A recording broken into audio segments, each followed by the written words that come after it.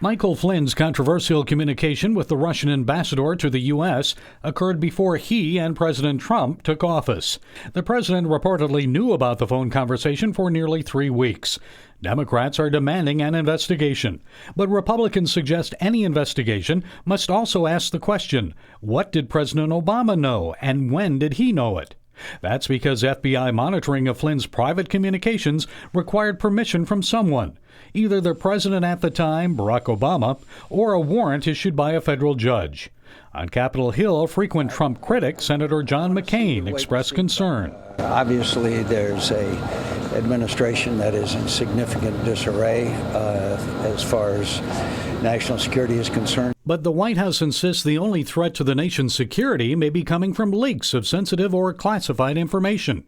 Flynn's resignation was not only a matter of the president's inability to trust the word of his national security advisor, but also his inability to trust the intelligence community. In the case of Flynn, the president wants to know who provided the information to the Washington Post. Was it an Obama holdover in the intelligence community, acting politically to damage the new president and his administration? Meanwhile, at the White House today, foreign security threats will top the agenda for both the United States and Israel. The Israeli Prime Minister meets with President Trump to discuss Iran, Syria, and the Palestinians. The meeting between longtime friends will be the first since Trump became president. For the past 8 years, relations with Israel have been turbulent at times, even though President Obama said Israel could trust him.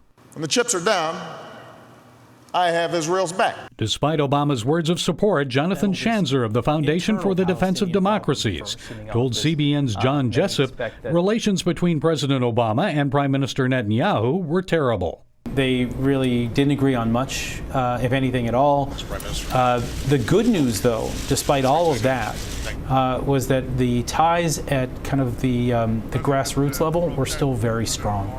Congress still maintained a good relationship with the Israelis. The Pentagon had a good relationship with Israel. Israel questioned Obama's support yet again after he refused to veto a United Nations resolution critical of Israeli settlements late last year. And before that, his nuclear deal with Iran. It has been said, better no deal than a bad deal. Better no deal than a terrible deal. Discussions about Iran and the nuclear deal are expected to dominate the Trump-Netanyahu meeting. They'll also discuss the war in Syria. Netanyahu appeared upbeat when he arrived in the U.S. President Trump and I see eye to eye on the dangers emanating from the region, but also on the opportunities. And they're unlikely to agree on every issue. President Trump recently told an Israeli newspaper that Israel's expansion of so-called settlements in East Jerusalem and the West Bank don't help the process with the Palestinians, and going forward is not a good thing for peace. But overall, the two leaders are expected to work well together. Gary Lane, CBN News. Well, thanks, Gary. Well, back to the Flynn matter and the leaks that are taking place. You know, I asked our news team if they'd give me some information on this. How do you get rid of somebody if you find that there's somebody trying to destroy you? Well, look, it can take 170 days to fire a federal employee.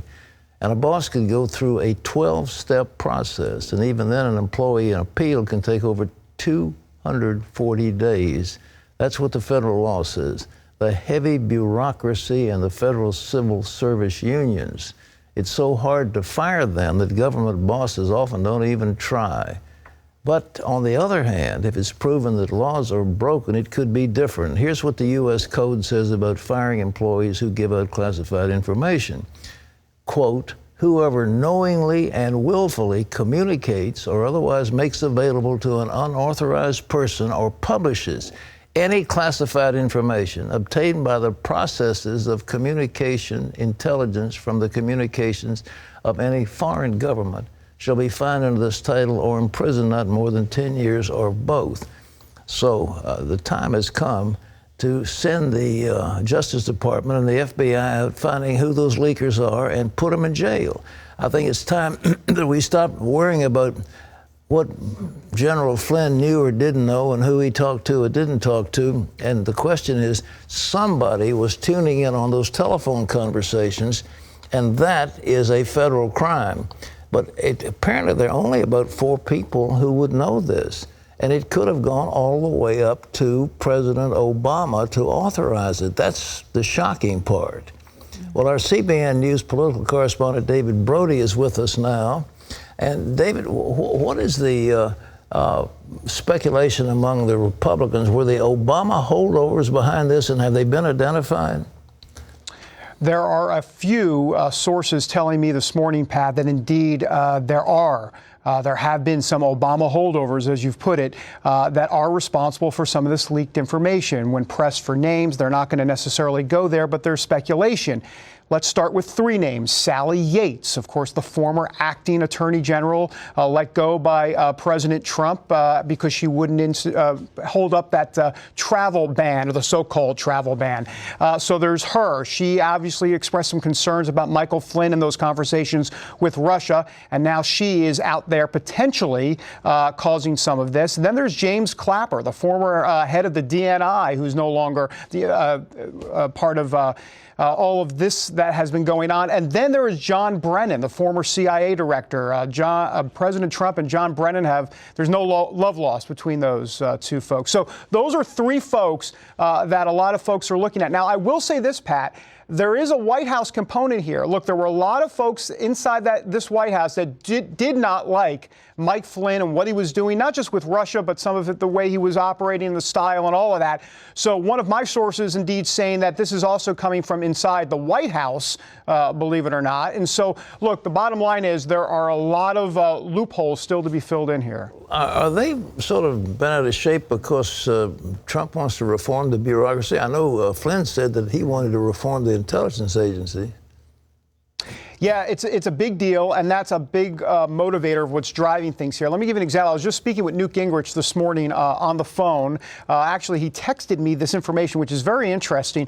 99%, Pat, did you know that 99% of the actual contributions to a presidential campaign went to Hillary Clinton at the State Department? 99% of federal employees at the State Department, those contributions went to Hillary Clinton. 97% of the federal employees at the Justice Department, those contributions went to Hillary Clinton. Here's Newt Gingrich's larger point, that the left-wing ideologues, those are his words, as he calls them, have been filling up the State Department, the Justice Department for many, many years, especially at state. And so this is part of what is driving much of this discussion this morning on leaks. Well, how are they going to get rid of them? I just read the incredible hurdles that somebody has to go through to fire these people. How can Trump get rid of them in a hurry? He's got to do it. He's got to clean house. Well, it's extremely difficult. Obviously, Pat, as you know, politically, it's been a little bit harder to do at the federal bureaucracy level because, you know, sometimes there are, I don't know, maybe political witch hunts. We've seen that a few times. And so there are some protections in place at the federal level for this. But there is also the bureaucratic level. And what Newt Gingrich was telling me this morning, that, you know, you've got a two-pronged problem here. You've got the federal bureaucracy just because it's bureaucratic. And then you've got establishment folks, left and right, who do not want to give up power. And so what you do is you have more of that molasses of government that just makes it, as you said at the top of the show here, Pat, much, much harder to get rid of a federal employee. So there are a lot of problems. And then you throw in the fact that President Trump is trying to implement more of a conservative agenda. And that makes it even harder because of what I just said regarding the State Department and the Justice Department and some of the left-wing ideologues that are at those two institutions. Well, David, thank you for your insights. I appreciate it.